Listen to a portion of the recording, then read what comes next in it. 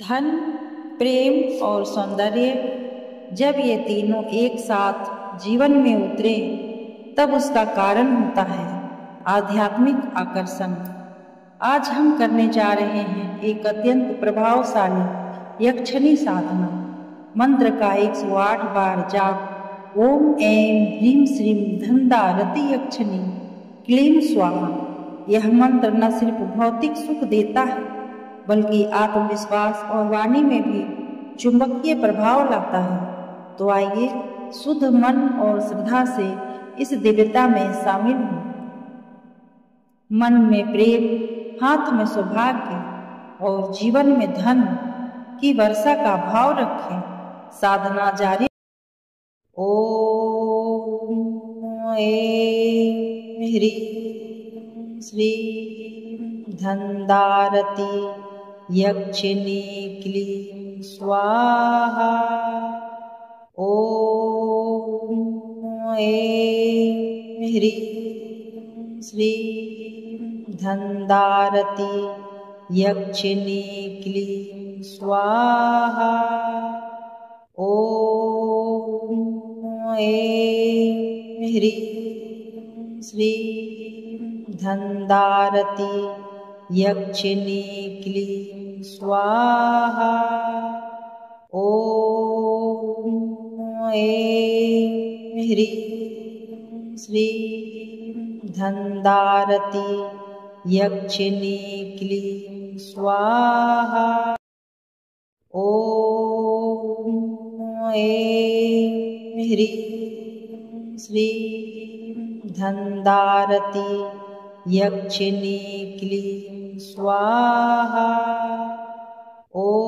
ओम ऐं ह्रीं श्रीं धनधारती यक्षिणी क्लीं स्वाहा।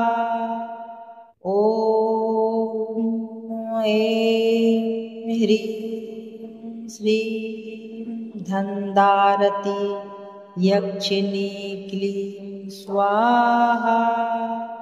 ओम ऐं ह्रीं श्रीं धनधारती यक्षिणी क्लीं स्वाहा।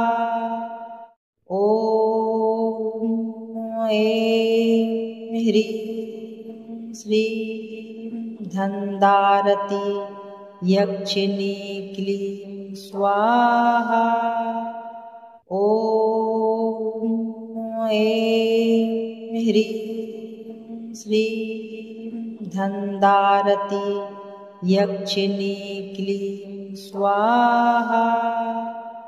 ओम ऐं ह्रीं श्रीं धनधारती यक्षिणी क्लीं स्वाहा। ओम ऐं ह्रीं श्रीं धनधारती यक्षिणी क्लीं स्वाहा। ओम ऐं ह्रीं श्रीं धनधारती यक्षिणी क्लीं स्वाहा। ओम ऐं ह्रीं श्रीं धनधारती यक्षिणी क्लीं स्वाहा। ओम ऐं ह्रीं श्रीं धनधारती यक्षिणी क्लीं स्वाहा। ओम ऐं ह्रीं श्रीं धनधारती यक्षिणी क्लीं स्वाहा।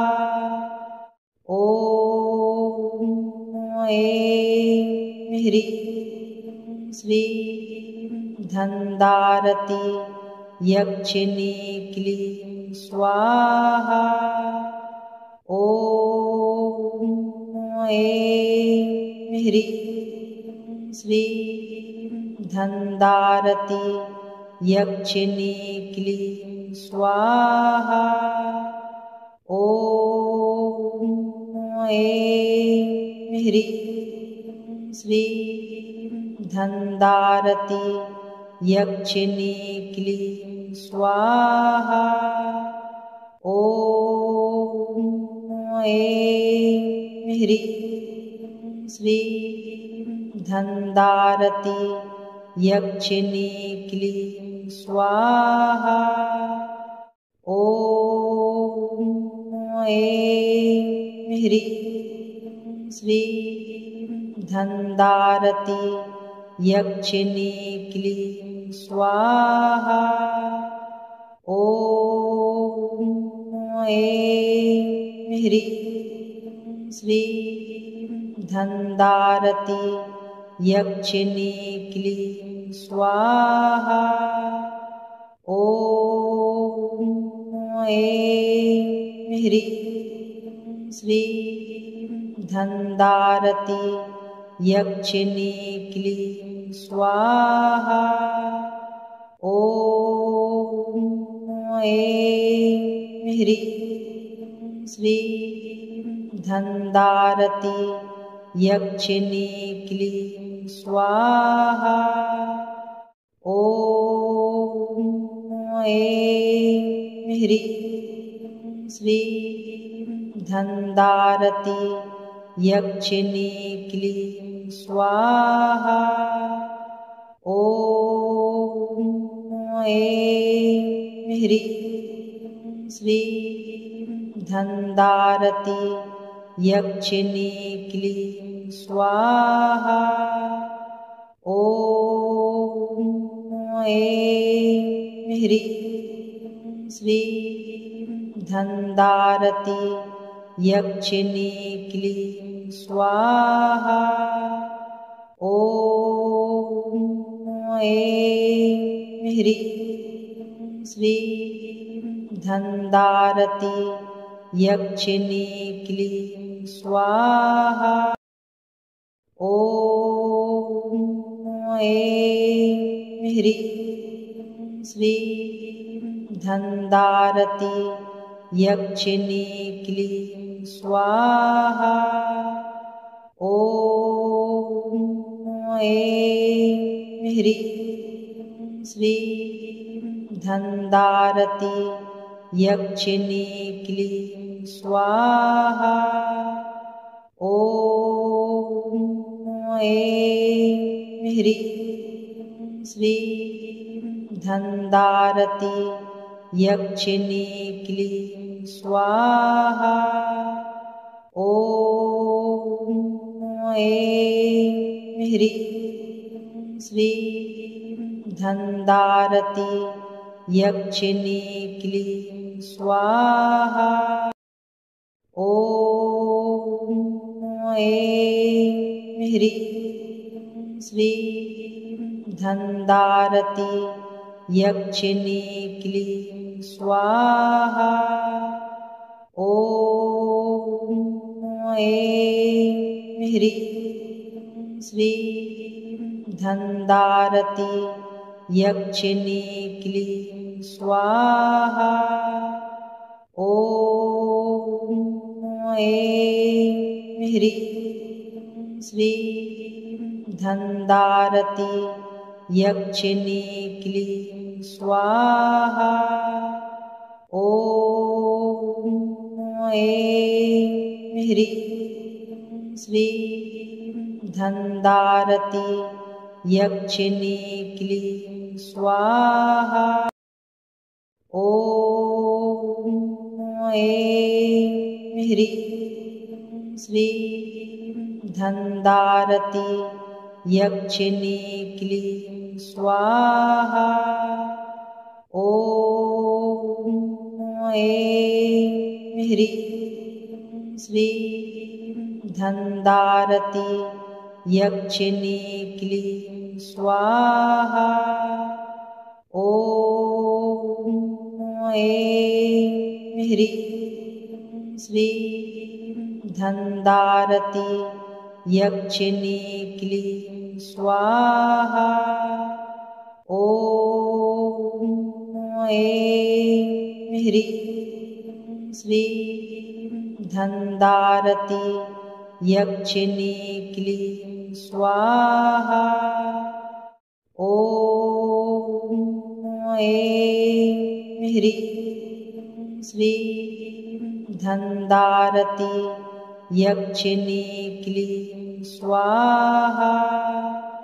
ॐ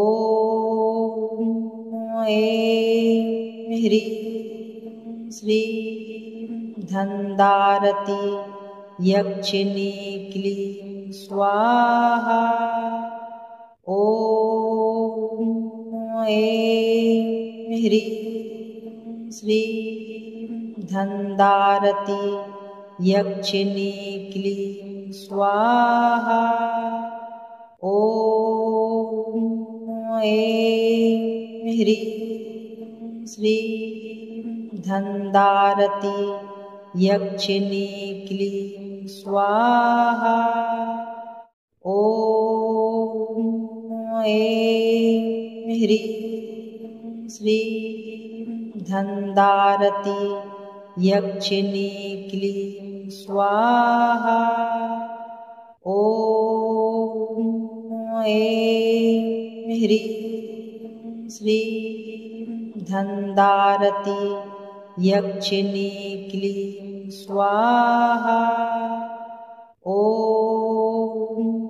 ऐं ह्रीं श्रीं धनदारती यक्षिणी क्लीं स्वाहा। ॐ ऐं ह्रीं श्रीं धनदारती यक्षिणी क्लीं स्वाहा। ॐ ऐं ह्रीं श्रीं धनदारती यक्षिणी क्लीं स्वाहा। ॐ ऐं ह्रीं श्रीं धनदारती यक्षिणी क्लीं स्वाहा। ॐ ऐं ह्रीं श्रीं धनदारती यक्षिणी क्लीं स्वाहा। ॐ ऐं ह्रीं श्रीं धनदारती यक्षिणी क्लीं स्वाहा। ॐ ऐं ह्रीं श्रीं धनदारती यक्षिणी क्लीं स्वाहा। ॐ ऐं ह्रीं श्रीं धनदारती यक्षिणी क्लीं स्वाहा। ॐ ऐं ह्रीं श्रीं धनदारती यक्षिणी क्लीं स्वाहा।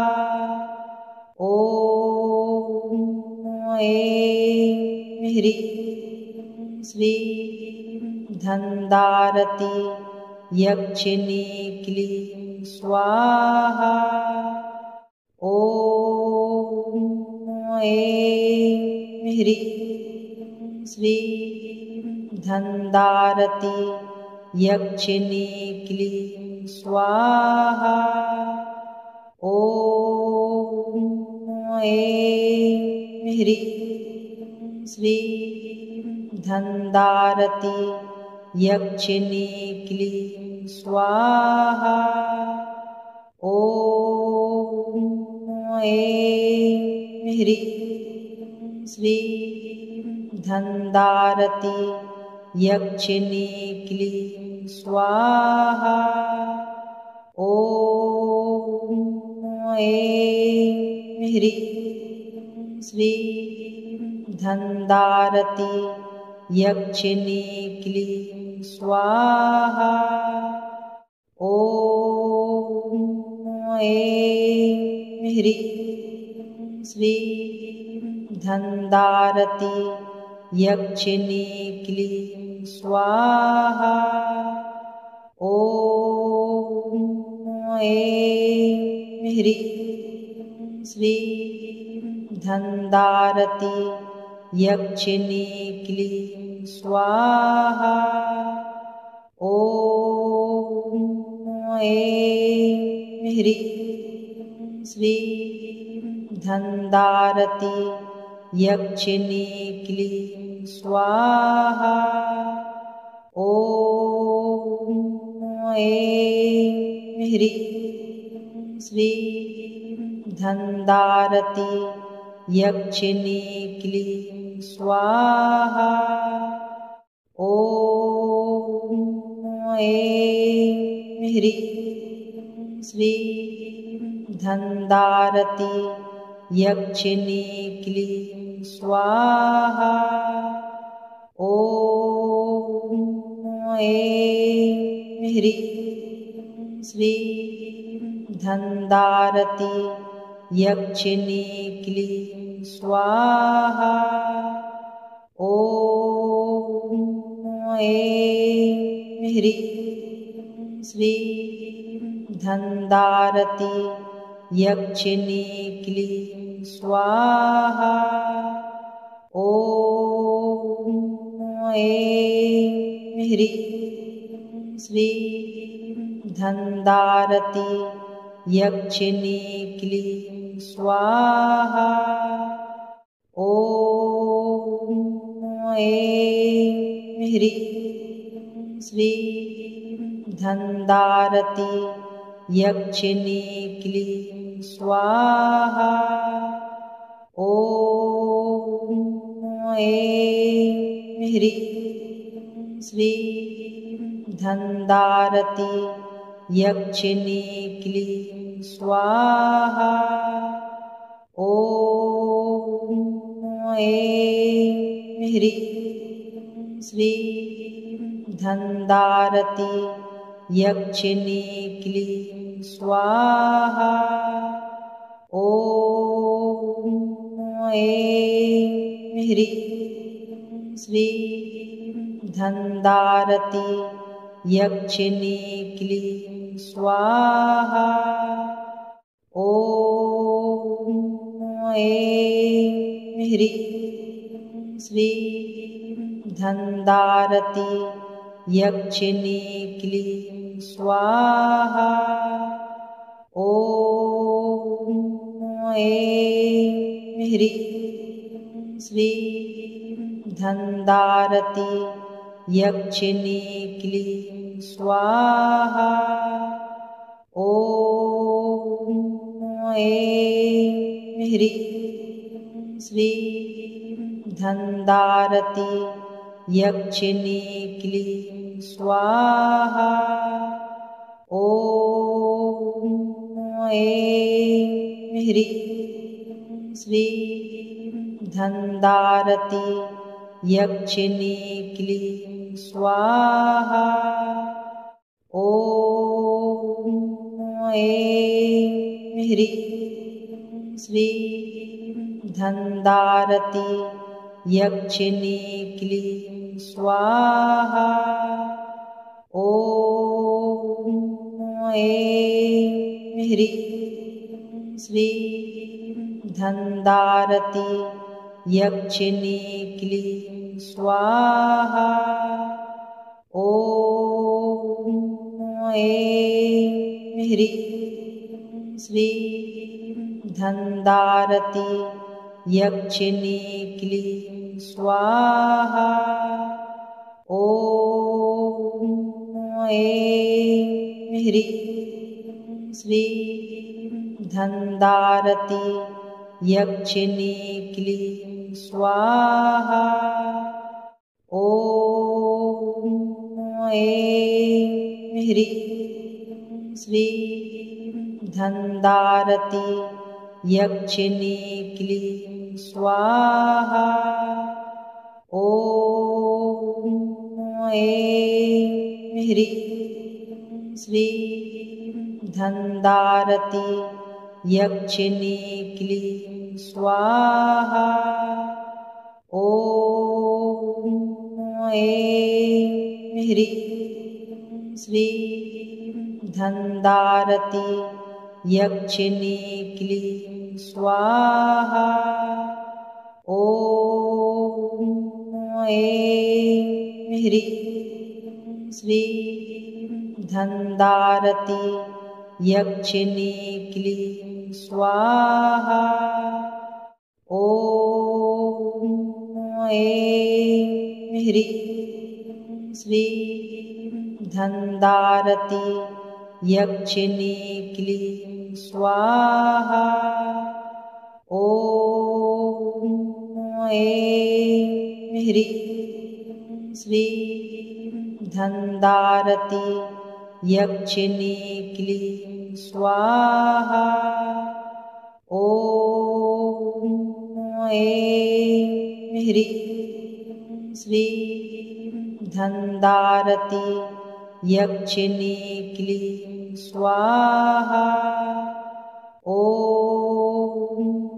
ऐं ह्रीं श्रीं धनदारती यक्षिणी क्लीं स्वाहा। ॐ ऐं ह्रीं श्रीं धनदारती यक्षिणी क्लीं स्वाहा। ॐ ऐं ह्रीं श्रीं धनदारती यक्षिणी क्लीं स्वाहा। ॐ ऐं ह्रीं श्रीं धनदारती यक्षिणी क्लीं स्वाहा। ॐ ऐं ह्रीं श्रीं धनदारती यक्षिणी क्लीं स्वाहा। ॐ ऐं ह्रीं श्रीं धनदारती यक्षिणी क्लीं स्वाहा। ॐ ऐं ह्रीं श्रीं धनदारती यक्षिणी क्लीं स्वाहा। ॐ ऐं ह्रीं श्रीं धनदारती यक्षिणी क्लीं स्वाहा। ॐ ऐं ह्रीं श्रीं धनदारती यक्षिणी क्लीं स्वाहा। ॐ ऐं ह्रीं श्रीं धनदारती यक्षिणी क्लीं स्वाहा। ॐ ऐं ह्रीं श्रीं धनदारती यक्षिणी क्लीं स्वाहा। ॐ ऐं ह्रीं श्रीं धनदारती यक्षिणी क्लीं स्वाहा। ॐ ऐं ह्रीं श्रीं धनदारती यक्षिणी क्लीं स्वाहा। ॐ ऐं ह्रीं श्रीं धनदारती यक्षिणी क्लीं स्वाहा। ॐ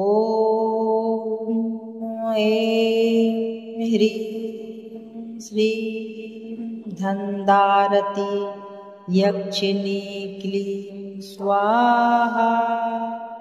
ॐ ऐं ह्रीं श्रीं धनदारती यक्षिणी क्लीं स्वाहा। ॐ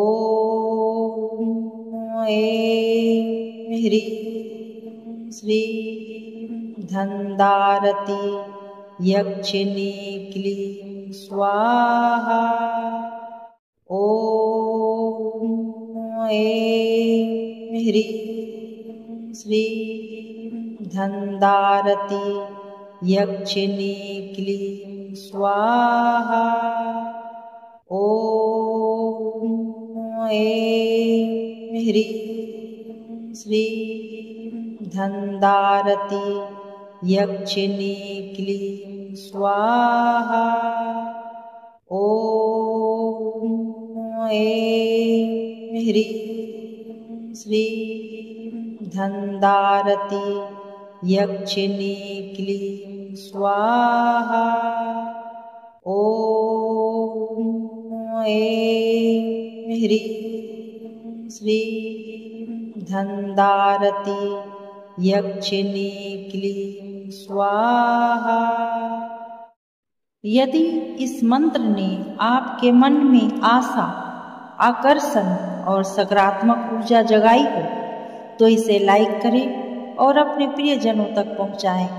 कमेंट करें जय धन्दारती यक्षिणी देवी और चैनल दिव्य शक्तियाँ को सब्सक्राइब करना ना भूलें ताकि हर सिद्ध साधना आप तक समय पर पहुँचे। हम फिर मिलेंगे एक नई दिव्यता के साथ। ओम शांति।